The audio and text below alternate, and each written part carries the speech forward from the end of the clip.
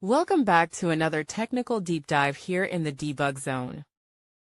Today we're tackling a big question and breaking it down with insights from other users. Hopefully this clears up some misconceptions and helps you get the answer you need.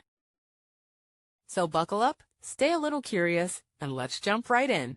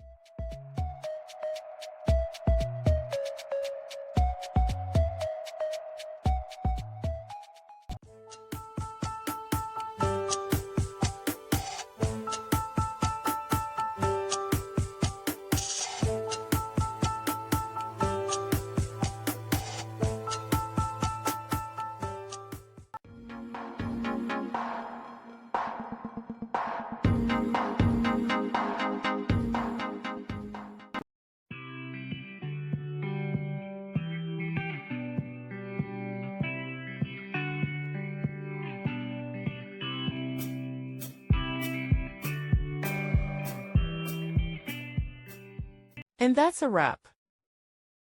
I hope you found the answer you were looking for. If you did, take a second to hit that subscribe button. It really helps out. And let me know in the comments which solution worked best for you. See you next time in the debug zone.